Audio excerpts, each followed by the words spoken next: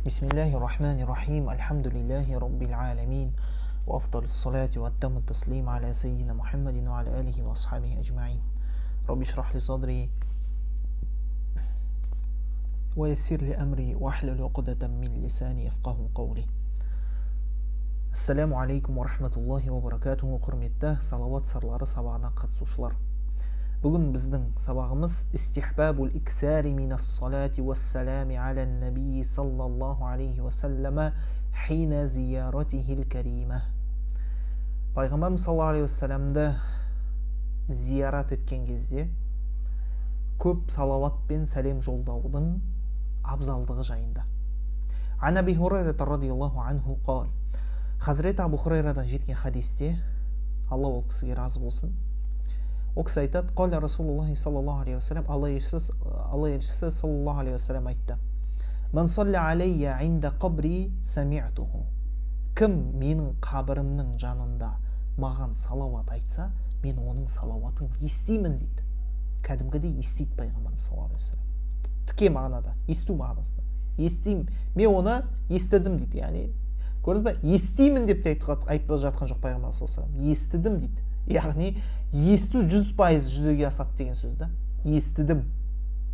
Естимін демейді. Өткен шақпен айтып жатыр. Өткен шақпен айтуының себебі, яғни сол істің нақты жүзеге асатындығы. Естідім дейді. Ва ман салла алейя мин баидин у'лимтух. Ал кім маған салауатты алыстан айтса, яғни менің қабірімнің жанында емес, басқа жерде айтса, у'лимтуху, ол маған неселінет, маған ол хабар беріледі, ол жайлы маған айтылады дейді. Саған пәленше салауат айтты. Ол жайлы біз алдыңғы сабақтарда өттік, қал әл-хафиз ас-сахауи, имам ас-сахауи әл-хафиз айтып жатыр. Яғни мухаддис, үлкен ғалым. Әл-хафиз деген мухаддистердің ішіндегі үлкен дәрежені білдіреді. Ахраджаху Абу Шейх ан Аби Салих ан Аби Хурайрата. Бұл хадисті Абу Шейх Абу Салихтан, ол кімнен? Абу Хурайрадан жеткізген дейді. Уа мин тариқихи Дайлами. Және дәл сол жолдан кімде жеткізеді? Ад-Дайлами деген мухаддис ғалымда жеткізеді. Ва қал Ибнул Қайим, Ибнул Қайимның өзі ол да не деп айтқан екен? Иннаху ғариб. Бұл ғариб хадис деген. Ғариб хадис деген оның тізбегінде тек қана бір адамнан жеткізеді деген. Жалпы ол хадис іліміндегі термин. Ол оның өзіндік сабағы бар. Ол ғариб хадис қалай болады, басқа деген секілді. Оның толықтай кірмейміз. Жалпы былайша айтқанда, бір адам жеткізген адамды, бір хадисті бір адамнан жетсе, бір адамнан ғана жетсе, ол ғариб хадис деп аталады. Қал әл-хафиз ас-сахауи, және имам ас-сахауи тағы да айтады: «Құлту, мен айтамын» дейді. «Ва санадуху жайид», оның тізбегі жақсы дейді, яғни әлсіз емес дейді осы хадистің. «Кама афадаху шейхуна әй Ибн Хаджар рахимахулла». Бұны біздің шейхіміз айтқандай дейді. Бізге осыны бізге жаңағындай пайдасын бергендей. Пайдасын дегенде, яғни бізге пайдалы мағлұмат жетіп бергендей дейді. Шейхіміз кім? Ибн Хаджар. Ибн Хаджар ал-Асқалани. Ибн Хаджар ал-Асқалани хадис ілімінде үлкен атақ алған ғалымдардың бірі. Амирул Муъминин деген. Амирул Муъминин, мүминдердің әмірі деген атақты алған. Бұл хадис мухаддистердің ішіндегі ең жоғарғы дәреже болып саналады. Ең жоғарғы дәреже болып саналады. Амирул Муъминин деген. Түсінікті? Сол кісінің жеткізу айтуы бойынша. Көрдіңіз ба? Субханалла. Яғни бұл жерде мен бұл хадистің мүмкін біреу бұл сөзді, яғни бір нетуі мүмкін да, жоққа шығарғысы келіп, немесе сенбеуі мүмкін, қалай естиді деген сияқты пайғамбар саллаллаху алейхи ва саллям. Жоқ. Көрдіңіз ба? Бұл тізбек жақсы тізбек. Сумма қала ас-Сахауи, имам ас-Сахауи тағы да айтады: «Ва хуа инда Аби Шейба ват-Тайми фи тарғибихи вал-Байхақи фи хаятил анбия лаху би-ихтисар». Бұл хадис тағы да Ибн Аби Шейбада және Ат-Таймида және Байхақи өзінің хаятул анбия деген кітабында оны қысқаша түрмен жеткізеді. «Ман салля алейя инда қабри сами'туху».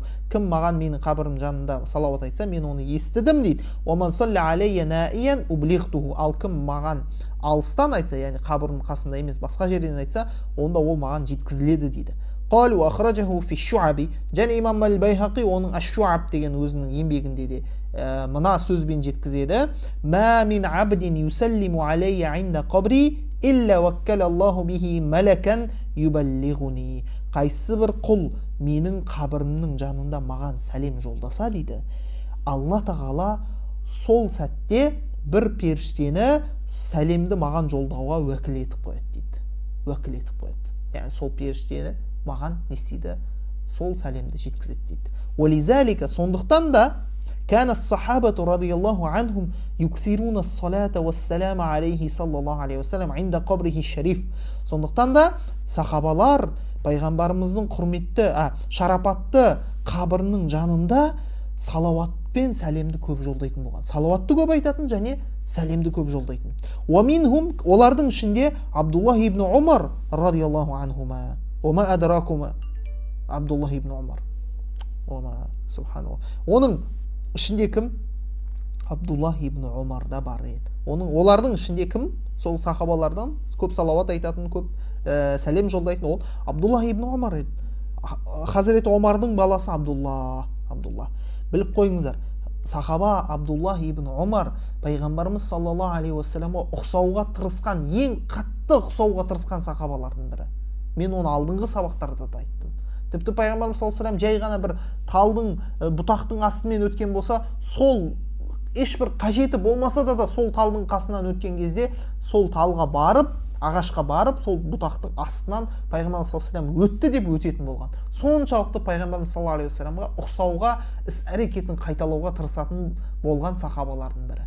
Және білесіз, Абдулла жайында, Хазірет Абдулла ибн Умар жайында айтқан пайғамбарымыз саллаллаху алейхи уассаламның сөзі қандай еді? Хафса радиаллаху анху жеткізеді оны. Хафса радиаллаху анху айтады. Хафса кім? Хазірет Омардың қызы. Дұрыс па? Хафса кім? Хазірет Омардың қызы, біздің анамыз, мұсылмандардың анасы. Пайғамбарымыз саллаллаху алейхи уассалам жұбайы өйткені. Хафса анамыз не дейді? Өзінің бауыры Абдулла жайында. Абдулла да кімнің баласы? Омардың баласы ғой. Хазірет Омардың. Хафса анамыз айтады, пайғамбарымыз саллаллаху алейхи уассалам Абдулла жайында айтты дейді. Не дейді? Омар жақсы адам дейді. Абдулла ибн Омар, Абдулла жақсы адам. Абдулла жақсы жігіт, жақсы. Бірақ та ол түнгі намазын оқығанда ғой деп айтты дейді. Түнгі намазды оқығанда ғой деп айтты дейді. Қараңызшы. Түнгі намаздың, тахаджудтың артықшылығын айтып отыр. Соны Абдуллах ибн Умар сол сөзді естігеннен кейін ешқашан түнгі тахаджуд намазын тастамайтын болған екен. Бұл сахабалар, Аллахи, біздің жүрегіміз осы алғашқы 3 ғасырда пайғамбар саллаллаху алейхи уассалам мақтап кеткен ең қайырлы ғасыр, осы алғашқы 3 ғасырда өмір сүрген адамдарды біз жақсы көруіміз керек. Жүректе оларға орын болу керек. Жүрек олар жайлы оқыған кезде, әсіресе сахабалар жайлы хабарларды, оқиғаларды олар жайлы оқыған кезде жүрегінде бір нәрсе пайда болу керек. Бір жүрегі қозғалып, ерекше бір сезім болу керек. Ерекше сезім болу қажет. Және, субханалла, кім оларды жақсы көрсе, сондай сезімде болады. Міндетті түрде. Олар жайлы не оқымасын, олар жайлы қандай бір мағлұмат оқымасын, сахабалар жайлы жүрегі не істейді? Сондай бір елжіреп, жүрегіне сондай бір адам жайлы оқығаны жақын болып тұрады. Оны жақсы көріп тұрады. Абдуллах ибн Умар солардың бірі болған. Не? Пайғамбар саллаллаху алейхи уассаламға көп салауат айтатын, яғни пайғамбар саллаллаху алейхи уассалам қабірінің жанында. Фаан Абдуллах ибн Динар, Абдулла ибн Динардан жеткен риуаят, қал, ол кісі айтады: Руайту ибн Умара радиаллаху анхума яқифу аля қабри наби саллаллаху алейхи уассалам. Мен Абдуллах ибн Умардың пайғамбар саллаллаху алейхи уассалам қабірінің жанында тұрғанын көрдім дейді. Фаюсалли аля наби саллаллаху алейхи уассалам. Сөйтіп сол жерде тұрып пайғамбар саллаллаху алейхи уассаламға салауат айтып жатты дейді. Салауат айтып жатты. Ва ядъу ли Аби Бакр ва Умар радиаллаху анхума. Және Хазіреті Абу Бакр мен Омарға дұға етіп жатты дейді. Пайғамбар саллаллаху алейхи уассаламға салауат айтып жатты да, және екі серіктесі болған Абу Бакр мен Омарға не айтып жатты? Дұға етіп жатты дейді. Қал әл-Хафиз ас-Сахауи, имам әл-Хафиз ас-Сахауи айтады: Ахраджаху Исмаил әл-Қади ва ғайруху мин тариқи Малик дейді. Бұл хадисті, бұл риуаятты Исмаил әл-Қади жеткізді, және басқасы имам Маликтің жолымен жеткізді дейді. Қал уафи лафзи ли Исмаил, ал Исмаилдің жеткізген риуаятында оның сөзінде былай деп келеді: анна ибн Умар кана иза қадима мин сафарин дахала ал масджида. Ибн Умар, Хазіреті Ибн Умар, яғни Абдуллах Ибн Умар, егерде сапардан оралатын болса, келетін болса, ол не істейтін болған? Ең әуелі барып мешітке кіретін болған. Яғни пайғамбар саллаллаху алейхи ва саллям мешіті Мединеде. Фақал, кіргеннен кейін былай деп айтатын: ассаламу алейка я Расулаллах. Я Алланың елшісі, саған сәлем, Алланың сәлемі болсын. Ассаламу алейка я Расулаллах. Ассаламу аля Аби Бакр, ассаламу аля Аби. Қалай айтатын? Ассаламу аля Аби Бакр. Абу Бакрге сәлем болсын. Және ассаламу аля Аби. Және менің әкеме сәлем болсын. Ва юсалли ракатайн. Содан кейін барып 2 ракат намаз оқитын болған. Бұл кімнің іс-әрекеті екен? Абдуллах ибн Умардың. Абдуллах ибн Умар осылай жасайтын болған. Пайғамбар саллаллаху алейхи ва саллям мешітіне кірген кезде барып пайғамбар саллаллаху алейхи ва саллямға сәлем береді. Және пайғамбар саллаллаху алейхи ва саллямға сәлем беретін болған. Со артынша 2 ракат намаз оқитын, وفي لفظ آخر أن ابن عمر كان إذا قدم من سفر صلى سجدتين أي ركعتين. Басқа риуаятта Ибн Умар радиаллаху анху сапардан оралатын болса, 2 сәжде намазын оқитын болатын. Яғни 2 ракат. Фил масджид, мешітте. Яғни пайғамбар саллаллаху алейхи ва саллям мешітінде. Сумма яти набия саллаллаху алейхи ва саллям. Содан кейін барып пайғамбар саллаллаху алейхи ва саллямға келетін еді дейді. Яғни қабіріне. Фаядау ядахун ал-юмна аля қабри наби саллаллаху алейхи ва саллям. Сөйтіп оң қолын пайғамбар саллаллаху алейхи ва саллямның қабіріне қоятын. Уайстадбирул қибла. Сөйтіп өзін қыбланы артында қалатын, яғни қыбламен арқасымен қыблаға қарап, өзі пайғамбар саллаллаху алейхи ва саллямға қабіріне бұрылып, оң қолын пайғамбар саллаллаху алейхи ва саллям қабіріне қойып, сумма юсаллиму аля наби саллаллаху алейхи ва саллям. Содан соң пайғамбар саллаллаху алейхи ва саллямға сәлем айтатын, сәлем жолдайтын. Сумма юсаллиму аля Аби Бакр ва Умар радиаллаху анхума. Содан соң Абу Бакрге және Хазірет Омарға, Хазірет Абу Бакрге, ол екеуіне разы болсын, сәлем жолдайтын екен.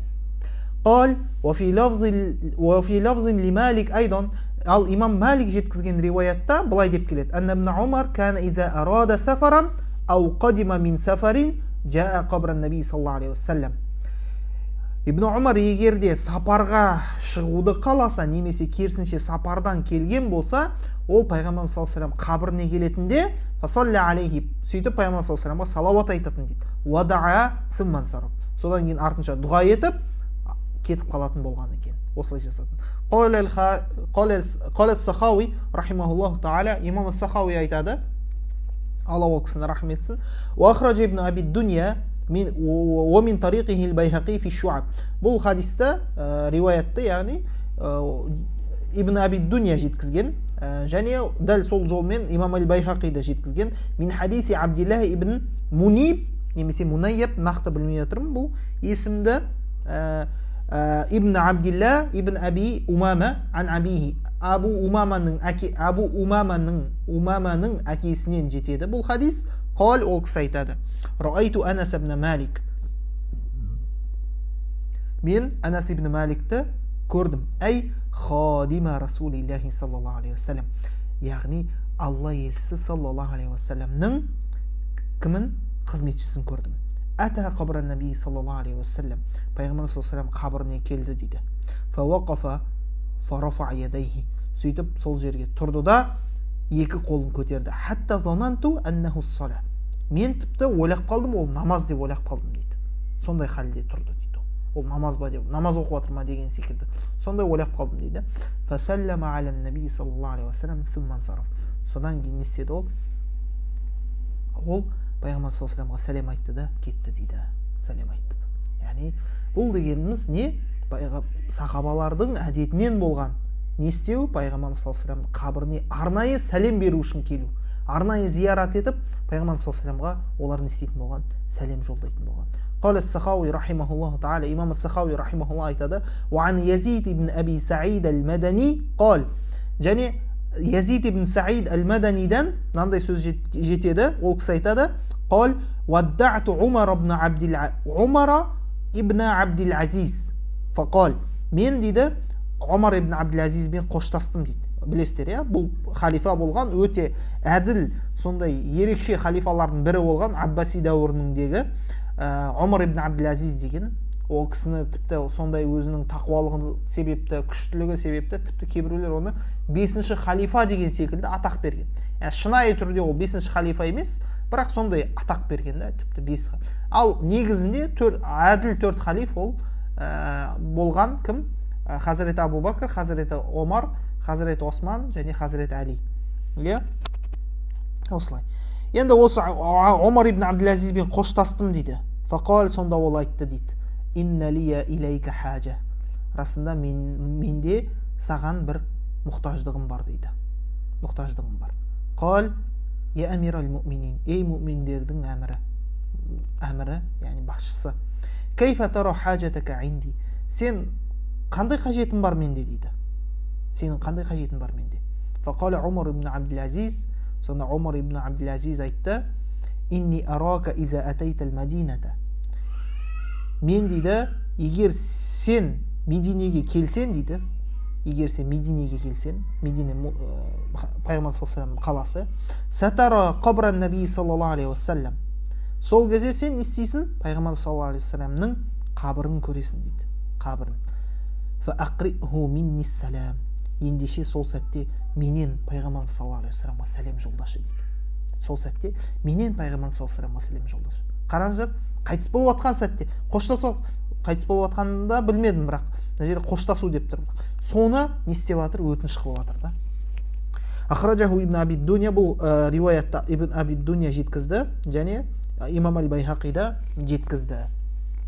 وقال الحافظ السخاوي أيضا دل осыған қатысы حافظ السخاوي айтады. روى البيهقي في الشعب عن حاتم بن وردان قال.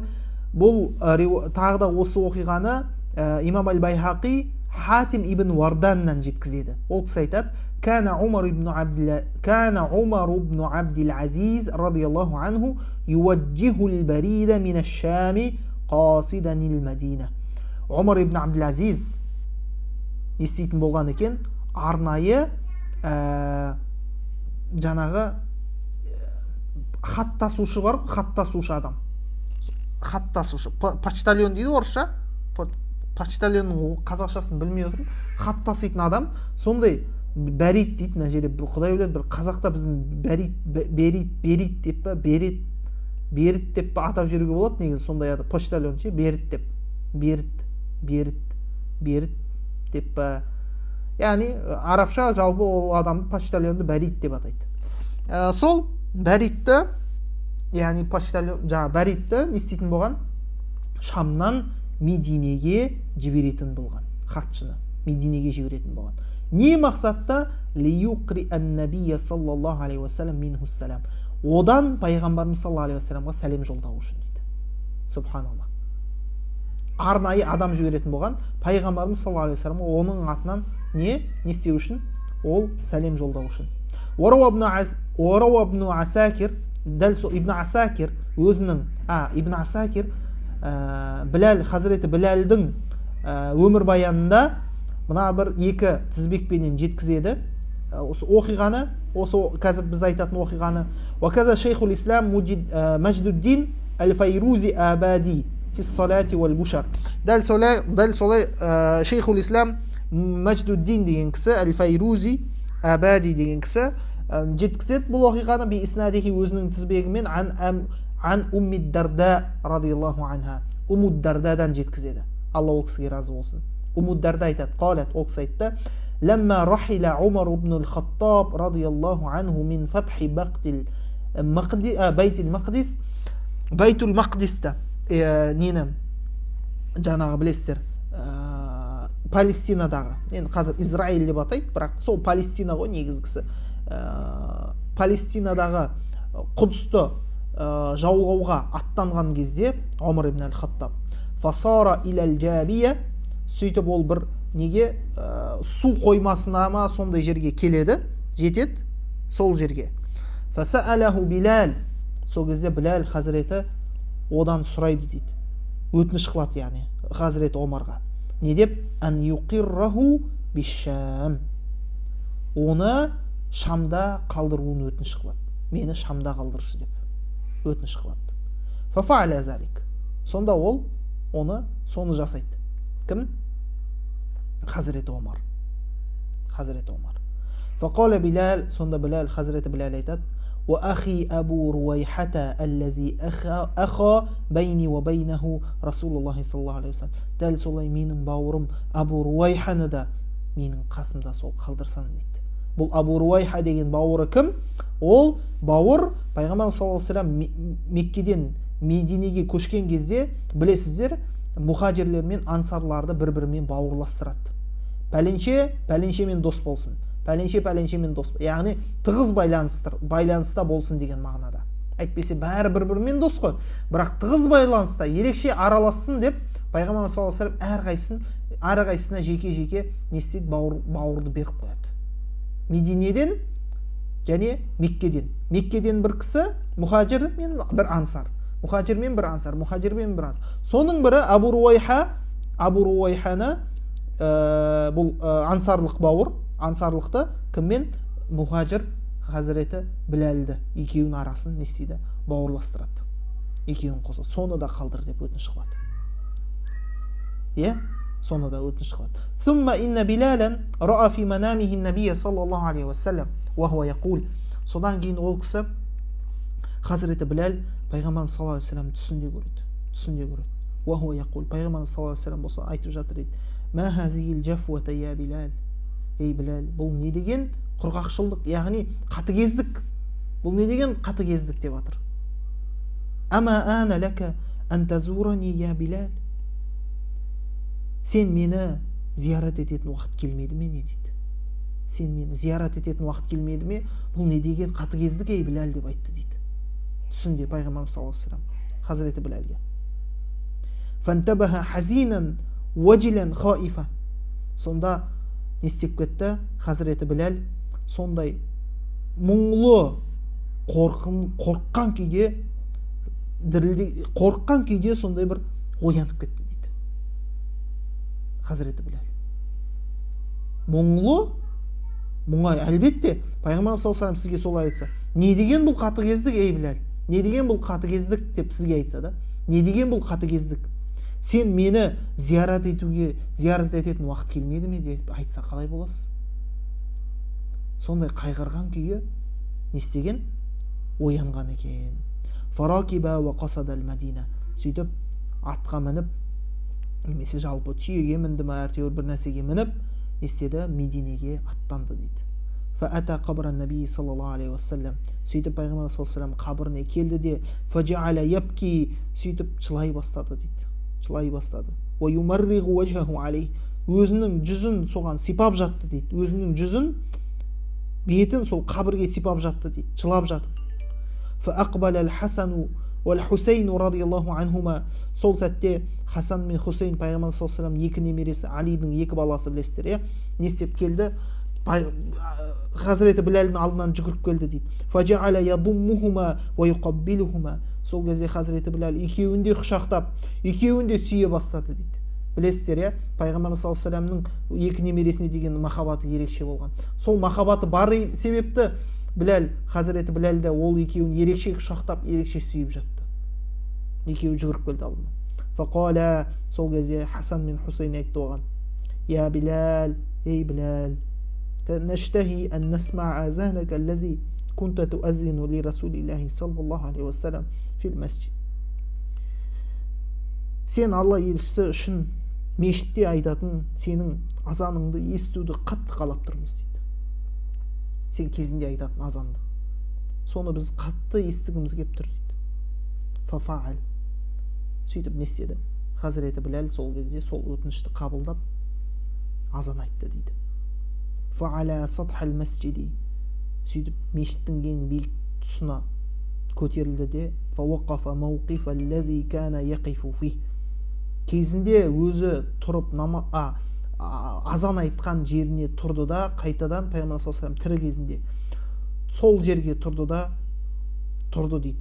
Фаламма ан қал Аллаху акбар, Аллаху акбар, Аллаху акбар, Аллаху акбар деп айтқан кезде иртаджатил Мадина. Медине дірілдеп кетті дейді. Медине қаласы, яғни Медине қаласының халқы, ансарлар, мұхажирлер сілкініп кетті. Сол естіген кезде Хазіреті Біләлдің даусын, Аллаху акбар деген даусын естіген кезде Медине халқы дірілдеп кетті дейді. Сілкініп кетті. Фаламма ан қал, содан кейін ол ашхаду алла илаха иллаллах деп айтқан кезде задат раджатуха, оның сілкінісі одан сайын күшейді дейді. Халықтың одан сайын күшейіп, сол бір сағыныштан осы бір естімеген азанды қашанға дейін олар естіген жоқ. Осы Біләлдің азанында. Өйткені Хазіреті Біләл Пайғамбар саллаллаху алейхи вассаламның кезінде үнемі азан айтқан ол Хазіреті Біләл еді. Одан сайын не істеп кетті? Дірілдеп кетті халқы. Фалама ан қал, содан кейін ашхаду анна Мухаммадар Расулуллах деп Хазіреті Біләл айтқан кезде хараджал ауатиқу мин худурихинна, сол кезде жас қыздардың өзі өздерінің үйлерінде, әйелдердің өзі тығылып отырған, яғни өздері үнемі үйде отыратын үйлерінен, бөлмелерінен шығып кетті дейді. Сол сөзді естіген кезде. Уақалу, сонда айтты дейді олар. Буиса Расулуллахи саллаллаху алейхи вассалам, Алла саллаллаху алейхи вассалам қайтадан жіберілді ма? Алла саллаллаху алейхи вассалам қайтадан арамызға оралды ма деп айтты дейді. Фама руия яумун аксара бакиян вала бакиятан бил Мадинати ба'да Расулиллахи саллаллаху алейхи вассалам мин заликал яум.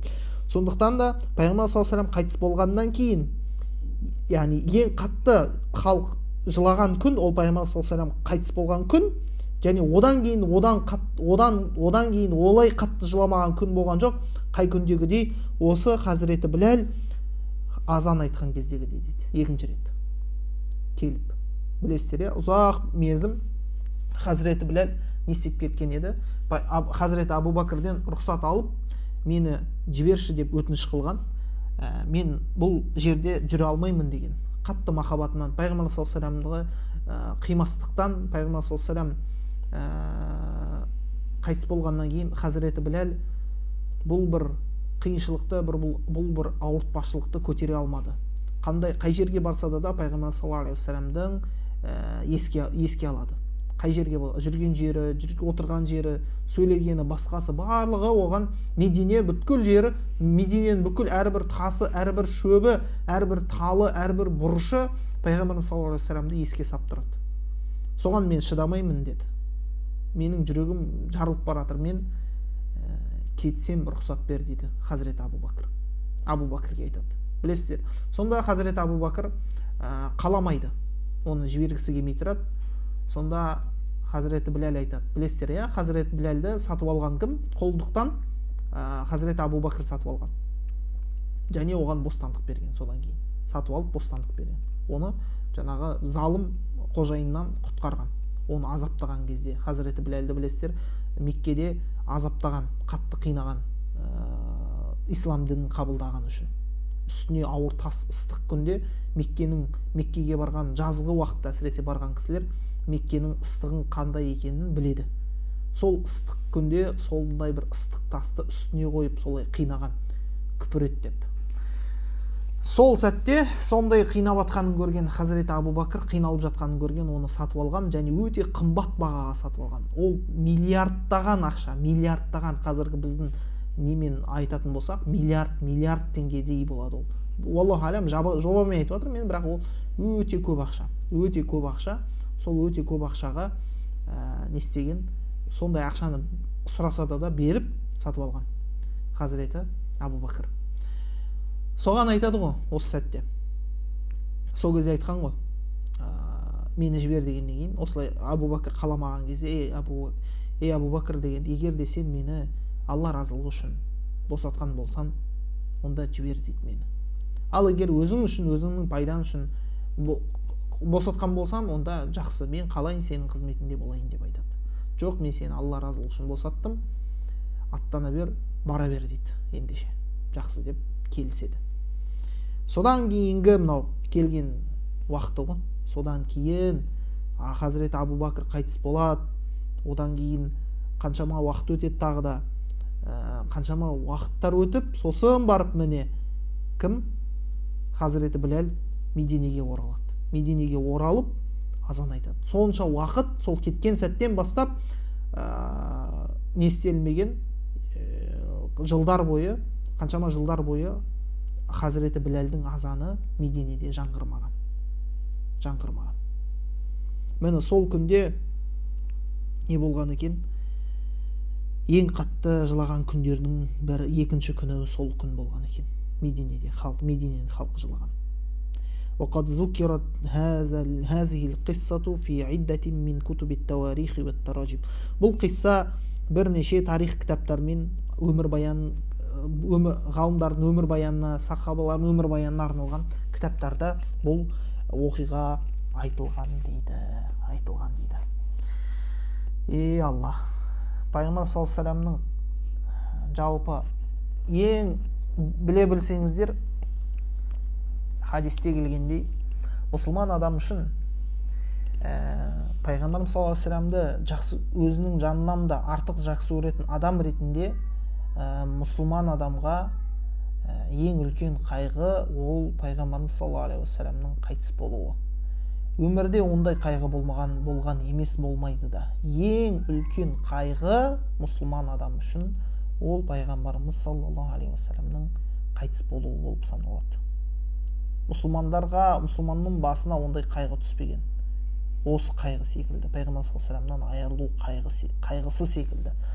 Сондықтан да пайғамбар саллаллаху алейхи вассалам айтады, қайсы бір адамның басына бір қайғы түссе, қиыншылық түссе, ол дейді, менің өлімімді еске алсын дейді.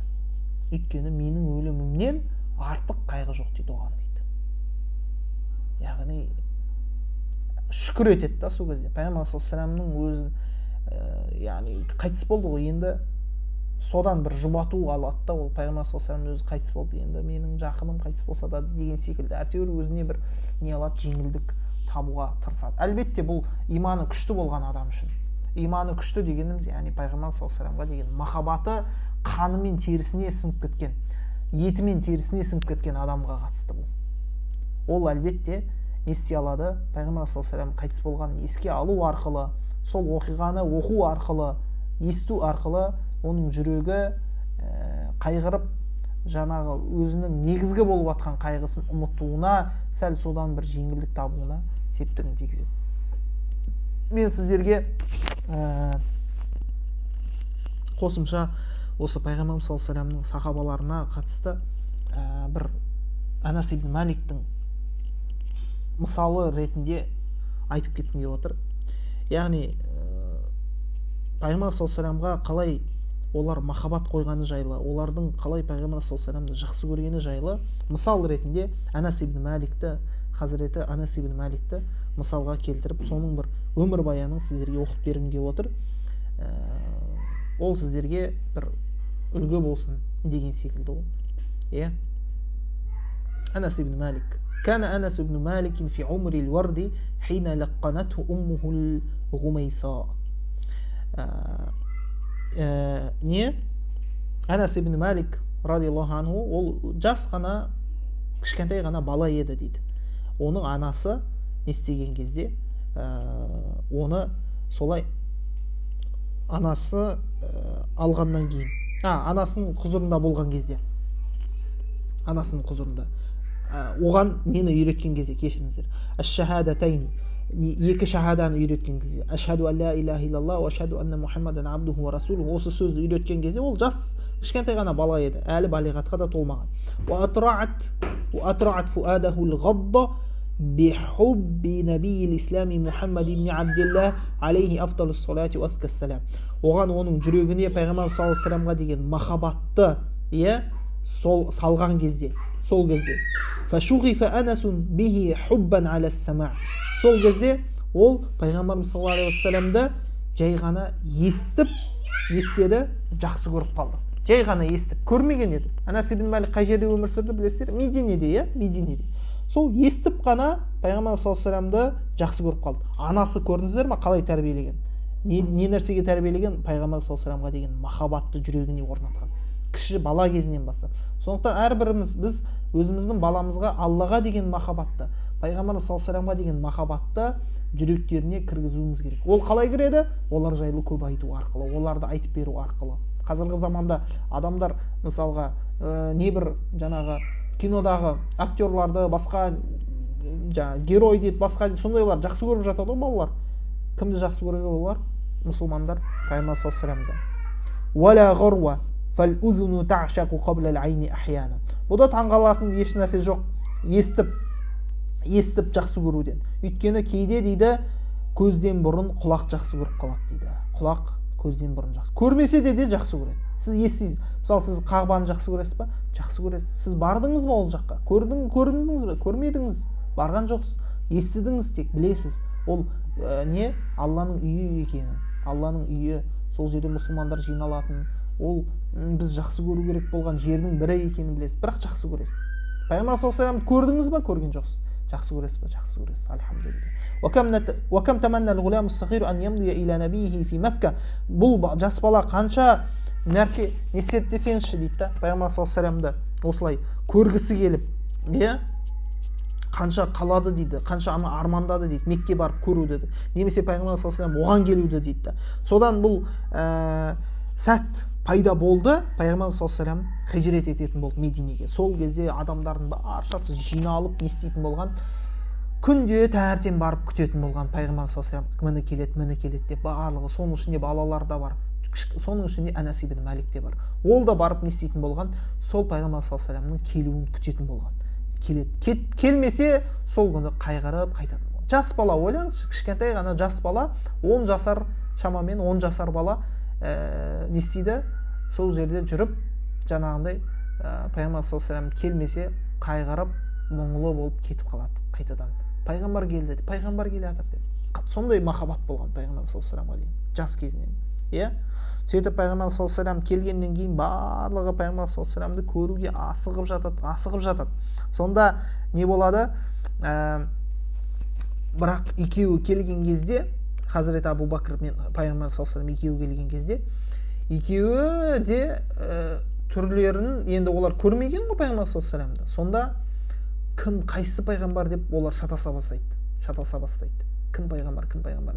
Сонда оны түсінген Хазірет Абу Бакр бірден соны түсінеді де, өзінің үстіндегі киімін алады да, жаңа шапан сияқты бір киімді алады да, пайғамбар саллаллаху алейхи вассалам үстіне іліп кигізеді. Қызмет жасайды да пайғамбар саллаллаху алейхи вассаламға. Сол қызмет жасау арқылы халық түсінеді, кім пайғамбар екенін түсінеді. Абу Бакрдың ол емес екен, пайғамбар саллаллаху алейхи вассалам емес екенін. فكان ذلك اليوم يوما مشهودا. бұл сондай куә болған күннің бірі еді. ظل أنس بن مالك يذكره حتى نيف على 100 من عمره.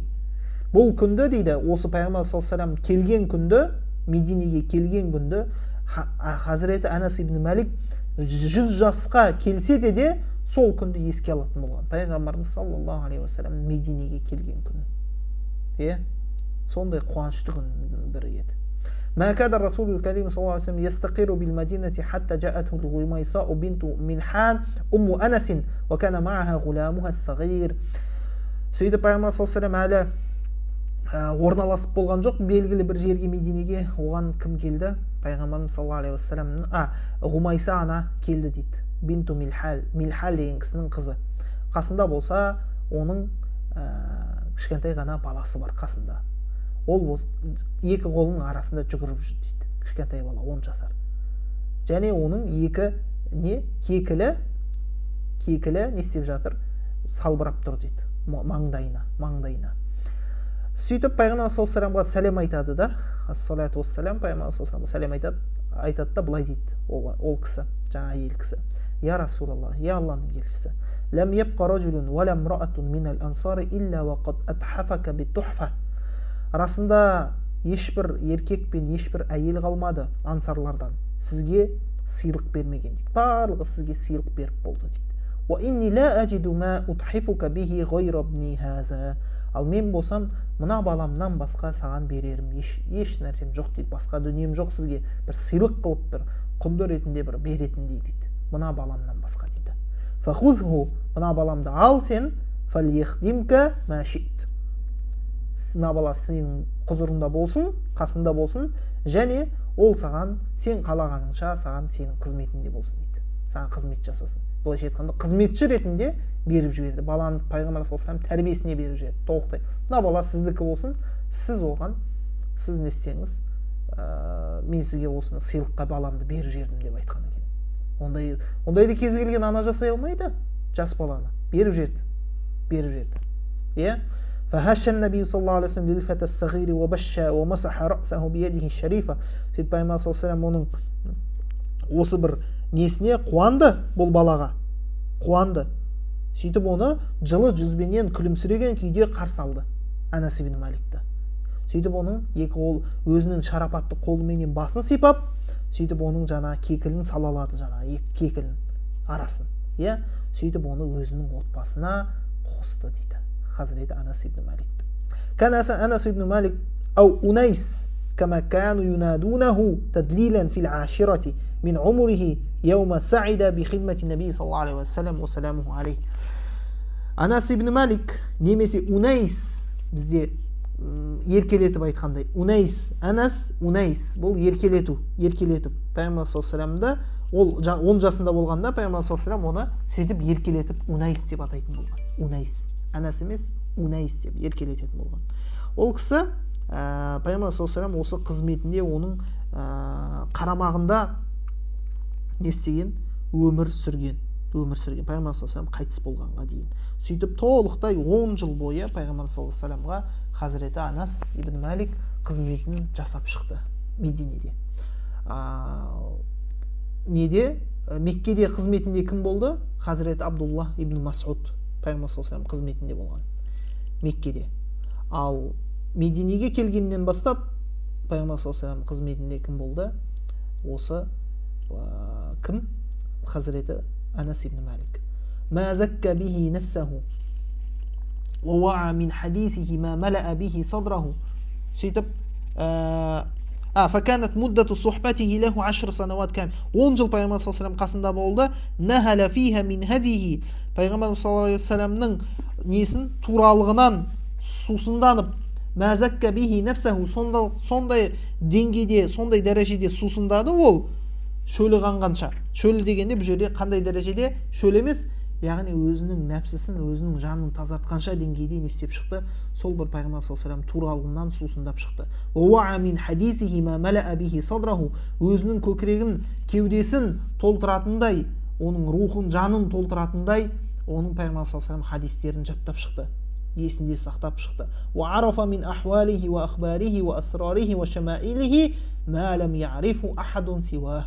Сөйтіп пайғамбарымыз саллаллаху алейхи вассаламның халдерін, ахвалдарын, пайғамбар саллаллаху алейхи вассалам жайлы хабарларды, пайғамбар саллаллаху алейхи вассаламның сырларын, пайғамбарымыз саллаллаху алейхи вассаламның сипаттарын, ерекше сипаттарын бәрін біліп шықты. Өзгелердің ешқайсысы білмейтін сипатты, осының барлығын кім біліп шықты дейді?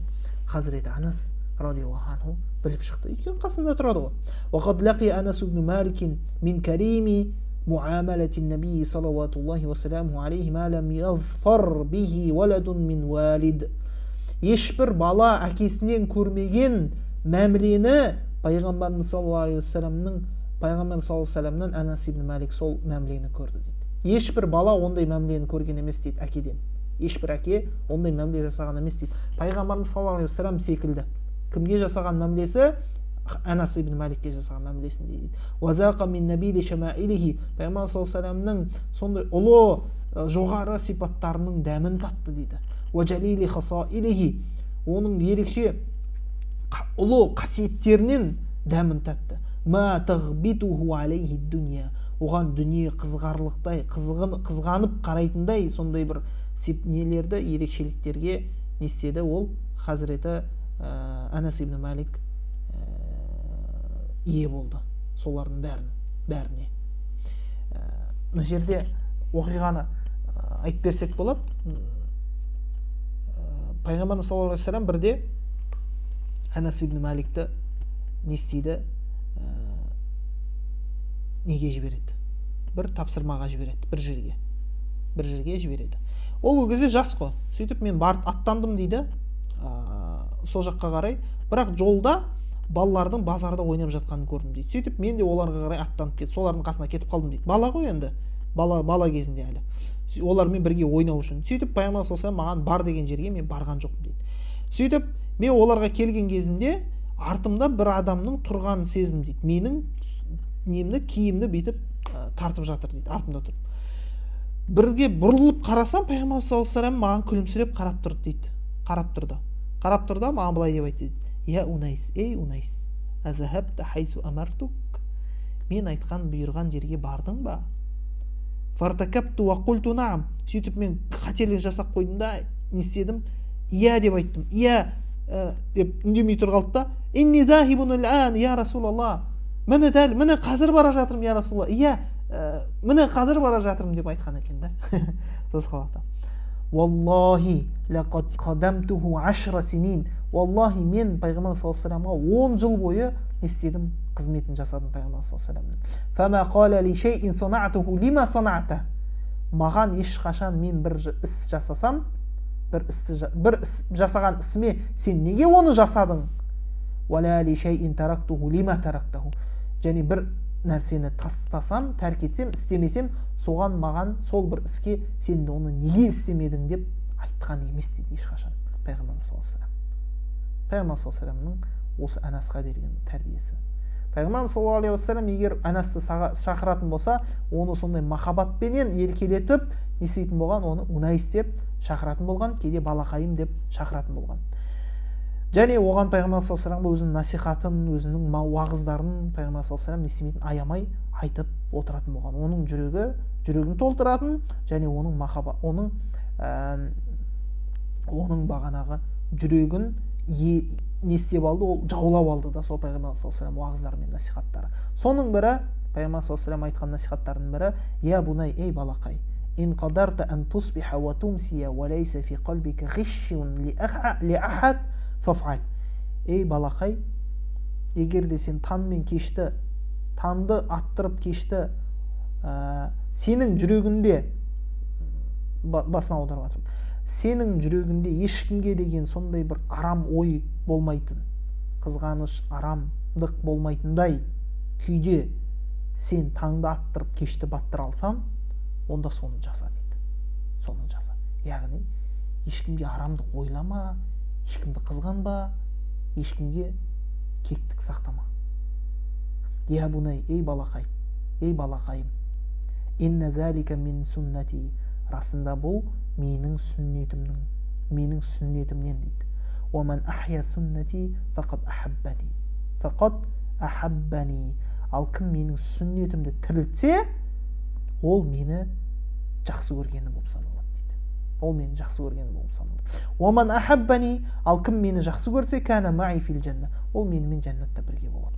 Я бунай, ей балақайым, иза дахалта аля ахлика фасаллим. Егер де сен отбасыңа кіретін болсан дейді, яғни үйге келетін болсан, отбасыңа келген кезде фасаллим, сәлем бер дейді. Уякун баракатан алейка уа аля ахли байтика. Сол кезде сол сәлем, ол саған берекет болады, және сенің отбасыңа берекет болады дейді. Алдында біз айттық, хадисті де салауат айтуды, сәлем бергеннен кейін салауат айтып, сосын Ихлас сүресін оқуды да айтқанбыз. Мына жерде де соған ұқсас сөз келіп тұр, пайғамбар саллаллаху алейхи вассаламның. Және осы жерде айтқым келгені, пайғамбар саллаллаху алейхи вассаламмен сондай махаббаты, пайғамбар саллаллаху алейхи вассаламның не Анас ибн Малик қандай болған? Факана шадидал бахжати би яуми лиқаихи. Пайғамбар саллаллаху алейхи вассаламды көрген кезде, ең алғаш Мединеде көрген күнде қатты қуанышта болған Анас ибн Малик. Сахия дамати аля яуми фирақихи. Және пайғамбар саллаллаху алейхи вассаламнан ажыраған кезде, яғни пайғамбар саллаллаху алейхи вассалам қайтыс болған кезде қатты жылаған. Көз ағарып тұрып жылаған, яғни жасы көп аққан деген мағынада. Касират тардиди ли каламихи. Сөйтіп пайғамбар саллаллаху алейхи вассаламның сөзін өте көп қайталайтын болған. Пайғамбар саллаллаху алейхи вассалам сөзін өте көп қайталайтын болған. Харисан аля мутабаатихи фи афалихи ва aqwalihi. Пайғамбар саллаллаху алейхи вассаламның істерін қайталауға, пайғамбар саллаллаху алейхи вассалам сөздеріне амал етуге өте қатты ынтық болатын. Пайғамбар Анас ибн Малик юхиббу ма ахабба.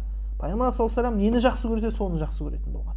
Уа якраху ма кариха, және нені жақсы көрмесе соны ұнатпайтын болған. Анас ибн Малик. Уа кана аксара ма юзкуруху, және осы жақсы көруге қатысты Анас ибн Маликтен жететін риуаят бар, хадис. Пайғамбар саллаллаху алейхи вассаламмен бірге бір дастарханда отырған кезде, пайғамбар қонақта болған кезде, пайғамбар саллаллаху алейхи вассаламның мына не бар ғой, тыква не деп атайтын еді оны қазақшасы? Қазір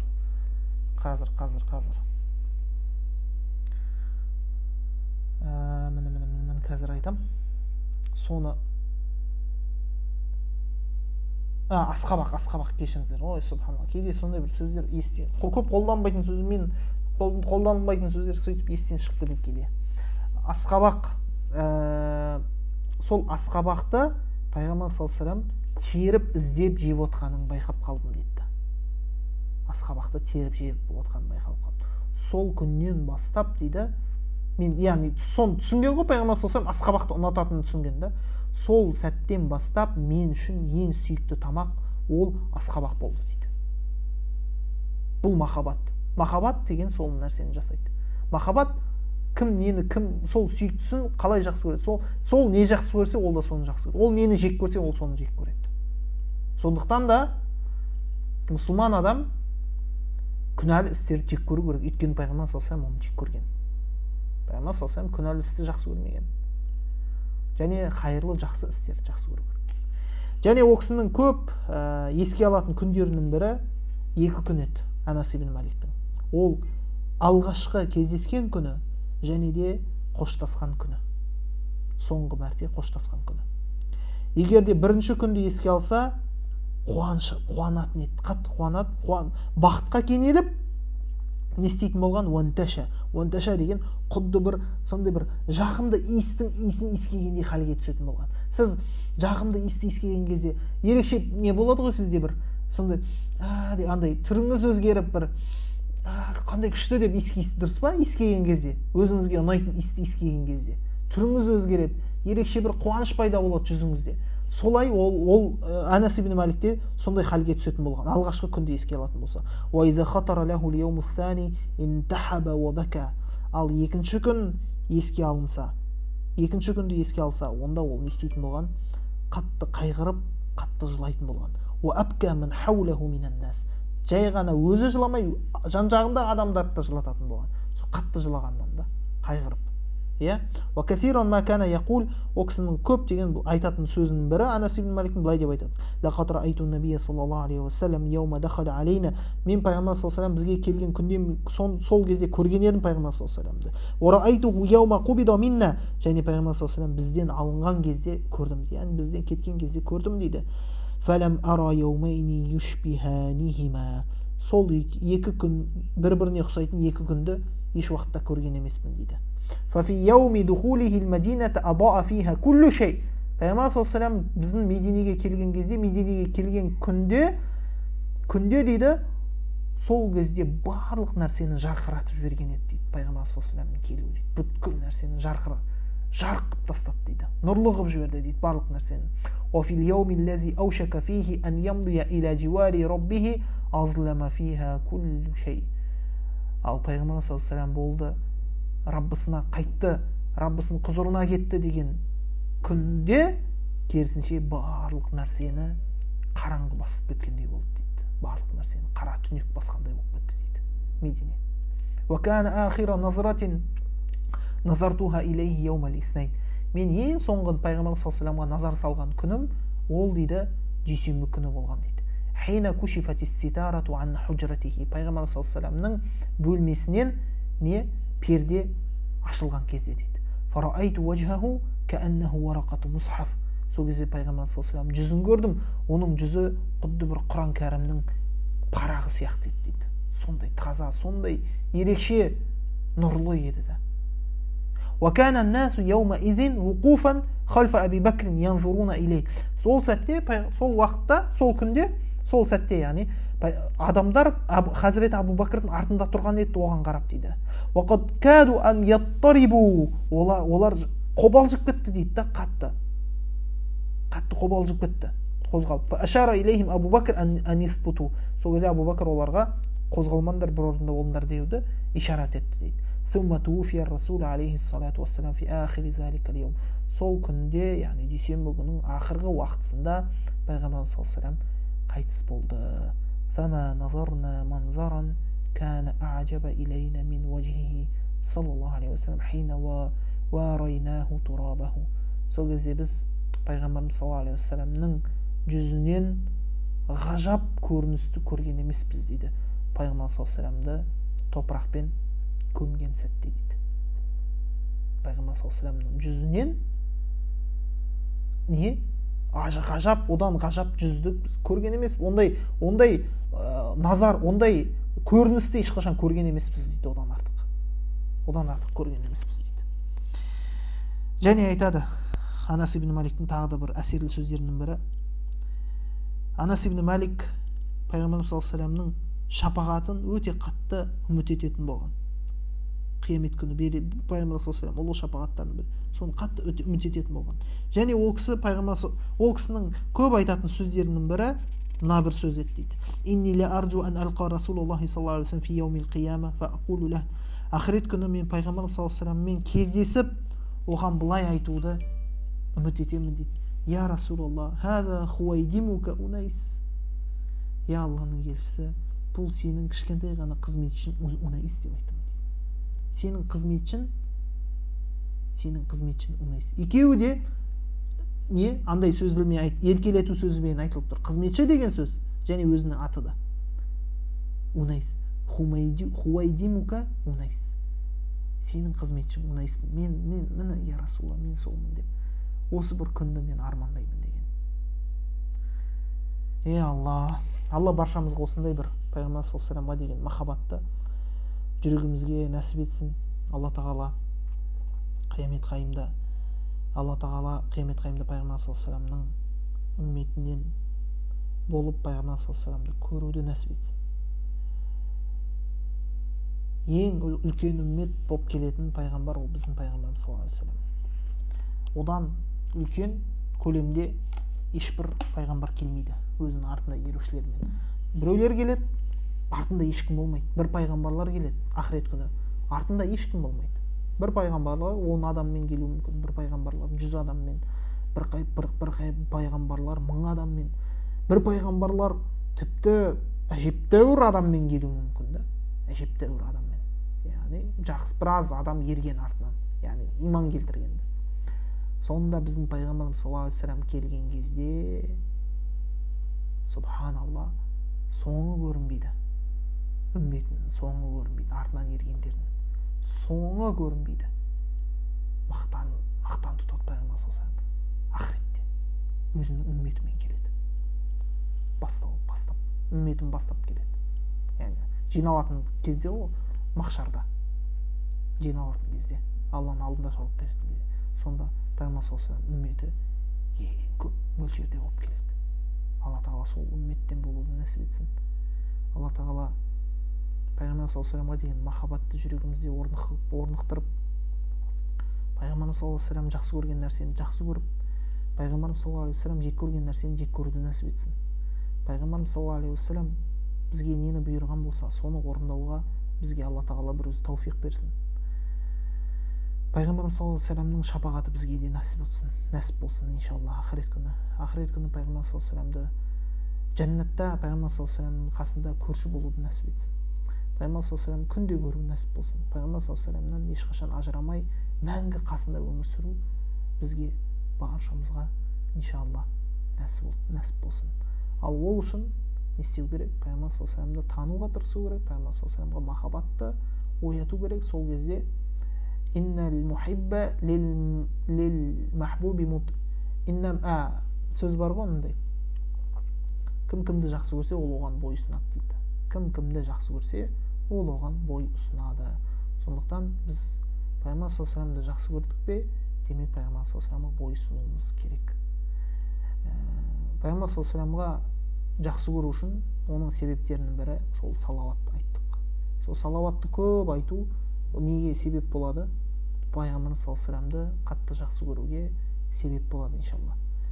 Сондықтан салауатты көп айтуға тырысайық, пайғамбар саллаллаху алейхи вассаламның өмірбаянын оқиық, пайғамбар саллаллаху алейхи вассаламды тануға тырысайық, сахабаларды жақсы көрейік.